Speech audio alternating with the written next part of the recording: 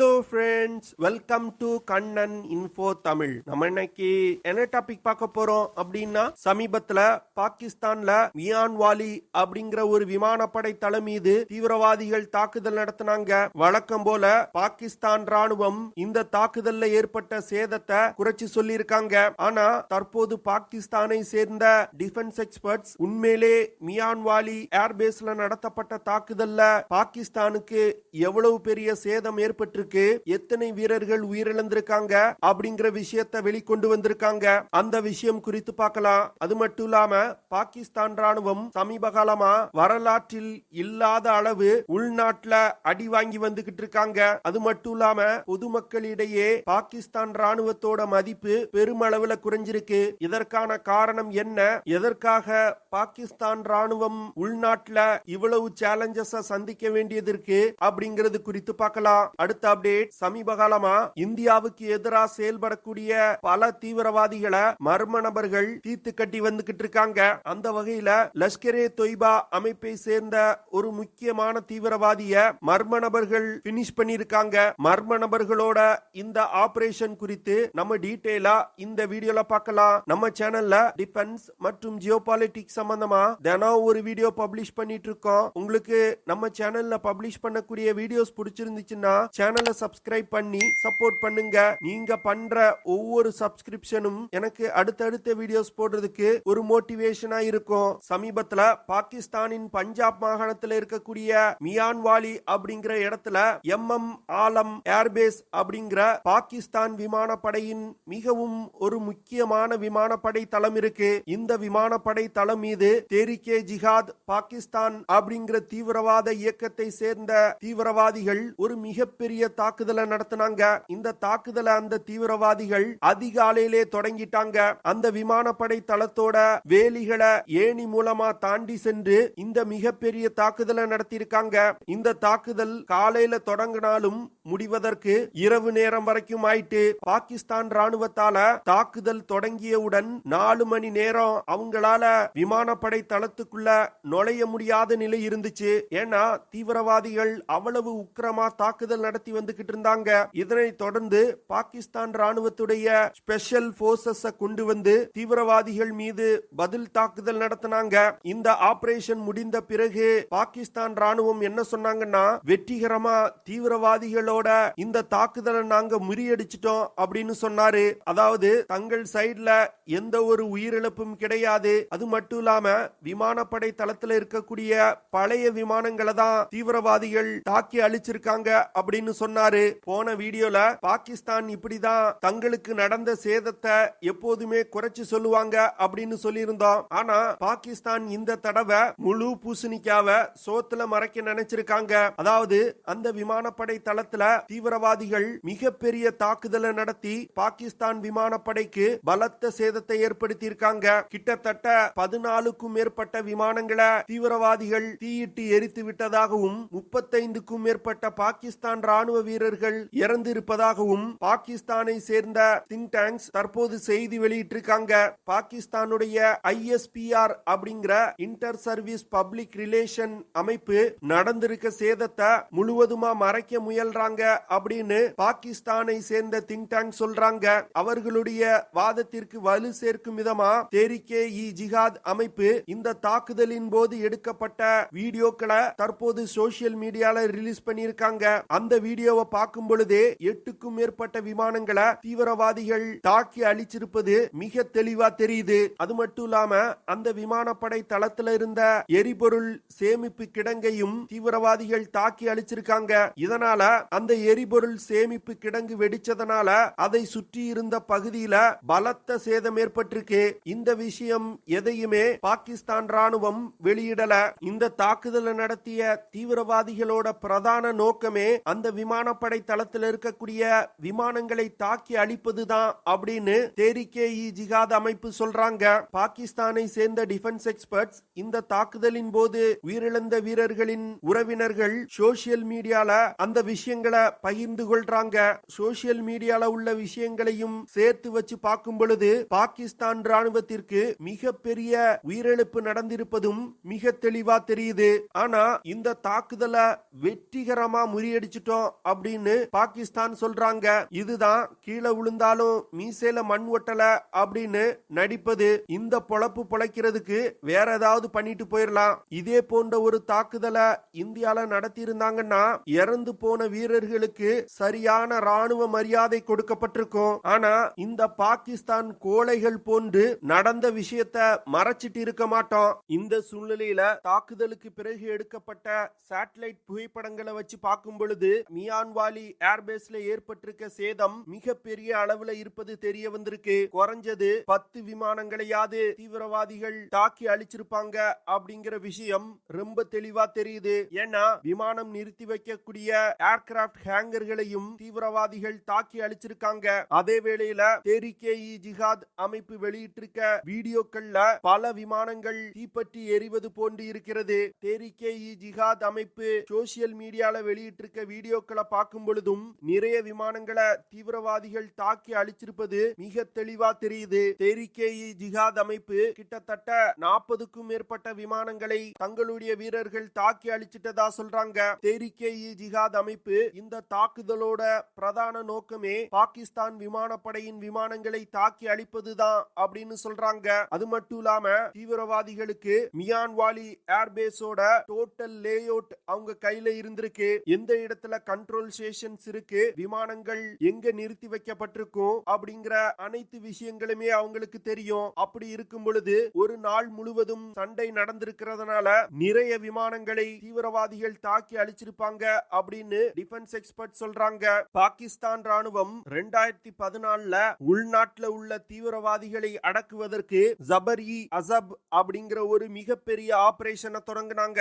இந்த ஆபரேஷன் மூலமா பாகிஸ்தான் ராணுவம் பல்வேறு தீவிரவாத இயக்கங்களை அழித்து பாகிஸ்தான தங்களுடைய கட்டுக்குள்ள கொண்டு வந்தாங்க.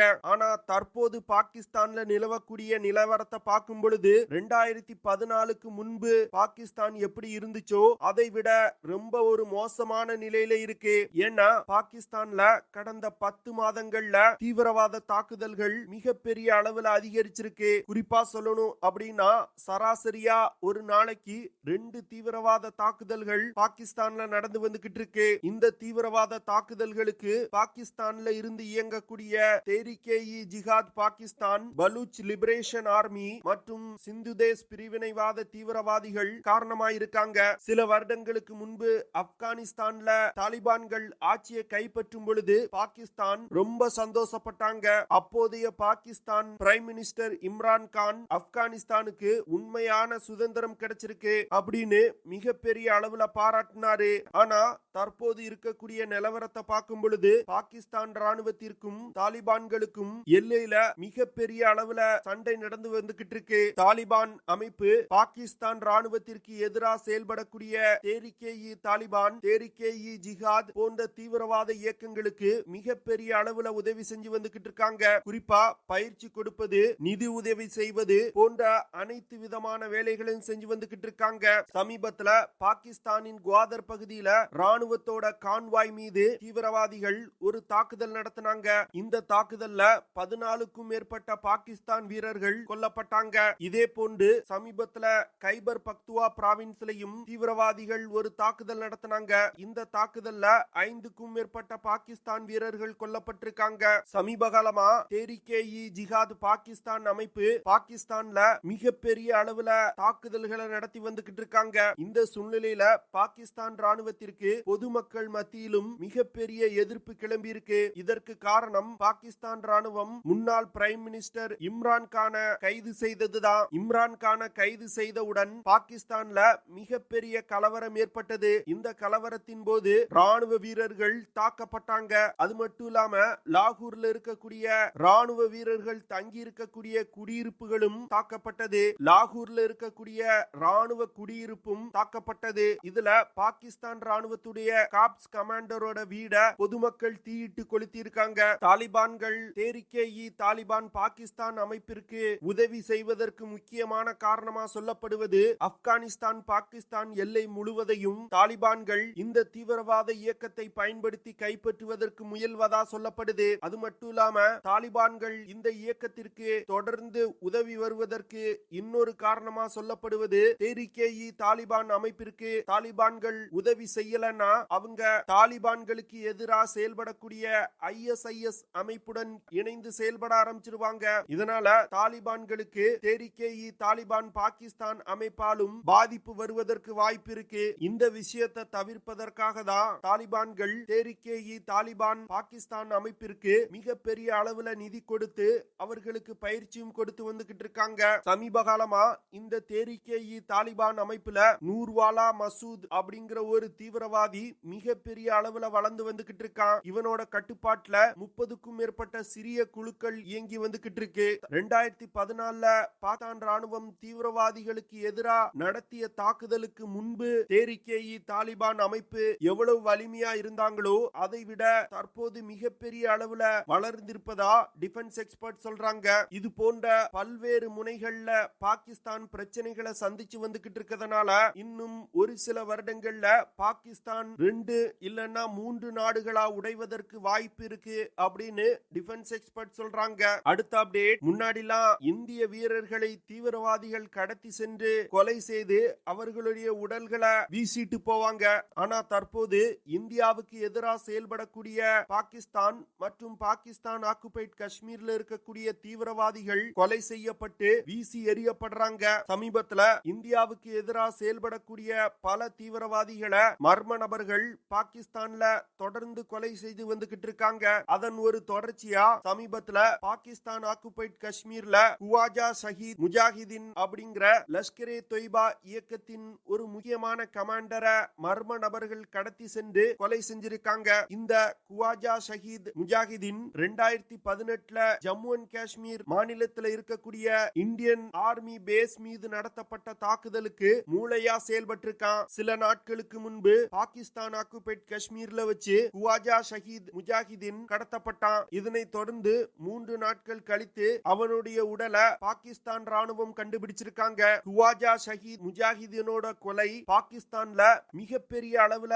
அதிர்வலைகளை ஏற்படுத்தி இருக்கு. அதுவும் குறிப்பா பாகிஸ்தானின் உளவு அமைப்பான ISI அமைப்பு திகைத்து நிற்பதா டிஃபென்ஸ் எக்ஸ்பர்ட் சொல்றாங்க. ஏன்னா இந்தியாவுக்கு எதிராக செயல்படக்கூடிய தீவிரவாதிகளை இந்த ISI அமைப்பு தான் பாதுகாத்து வந்துகிட்டு இருக்காங்க. அவர்களுடைய பாதுகாப்பையும் மீறி எப்படி இந்த மர்ம நபர்கள் தொடர்ந்து இந்தியாவுக்கு எதிராக செயல்படக்கூடிய தீவிரவாதிகளை கொலை செய்யறாங்க அப்படின்னு திகைத்து நிக்கிறாங்க. அது மட்டும் இல்லாம பாகிஸ்தானின் உளவு அமைப்பு முக்கியமான தீவிரவாதிகளுக்கு தன்னோட பாதுகாப்பை மிகப்பெரிய அளவில் அதிகரிச்சிருக்காங்க. குவாஜா ஷஹீத் முஜாஹிதீனோட கொலைக்கு பாகிஸ்தான்ல இயங்கக்கூடிய எந்த ஒரு தீவிரவாத அமைப்பும் பொறுப்பேற்கல. இந்த சூழ்நிலையில பாகிஸ்தானுடைய அரசியல்வாதிகள் தொடர்ந்து இந்தியாவுக்கு எதிராக செயல்படக்கூடிய தீவிரவாதிகள் கொல்லப்படுவதற்கு பின்னால் இந்தியாவின் உளவு அமைப்பான ரா இருப்பதா குற்றம் சுமத்தி வந்துகிட்டு இருக்காங்க. இவங்க இப்படி பேசுவதற்கு முக்கியமான காரணம் என்னன்னா பாகிஸ்தான்ல நிலவி வரக்கூடிய பிரச்சனைகள் அனைத்திற்கும் இந்தியா தான் காரணம் அப்படின்னு பழி போட்டுட்டா அவங்க செஞ்ச தவறுகளை மறைச்சிடலாம். அதற்காக தான் இந்தியா மீது தொடர்ந்து வெறுப்ப பரப்பி வந்துகிட்டு இருக்காங்க. எப்படி இருந்தாலும் பாகிஸ்தானுடைய நாட்கள் எண்ணப்பட்டு வருவதா டிஃபென்ஸ் எக்ஸ்பர்ட் சொல்றாங்க. ஏன்னா பொருளாதார ரீதியாகவும் பாகிஸ்தான் மிகப்பெரிய அளவுல பின்தங்கி வந்துகிட்டு இருக்காங்க. அதனால இன்னும் ஓரிரு வருடங்கள்ல பாகிஸ்தான் 2 இல்லன்னா 3 நாடுகளா உடைவதற்கு மிகப்பெரிய அளவுல வாய்ப்பு இருக்கு. பார்க்கலாம் ஃபியூச்சர்ல என்ன மாதிரியான விஷயங்கள் பாகிஸ்தான் நடக்கு அப்படின்னு. ஓகே ஃப்ரெண்ட்ஸ், நம்ம வீடியோவோட நிறைவு பகுதிக்கு வந்துட்டோம். இதெல்லாம் தான் நான் உங்ககிட்ட ஷேர் பண்ணணும் அப்படின்னு நினைச்ச விஷயங்கள். ஐ ஹோப் நான் ஷேர் பண்ண விஷயங்கள் உங்களுக்கு பிடிச்சிருக்கும்னு நினைக்கிறேன். அப்படி பிடிச்சிருந்துச்சுன்னா ஷேர் பண்ணுங்க, லைக் பண்ணுங்க, கமெண்ட் பண்ணுங்க. மறக்காம நம்ம சேனலுக்கு சப்ஸ்கிரைப் பண்ணுங்க. அப்படியே அந்த பெல் நோட்டிபிகேஷனை கிளிக் பண்ணி ஆல்ங்கிற ஆப்ஷனை எனேபிள் பண்ணிக்கங்க. See you in the next video. Jai Hind.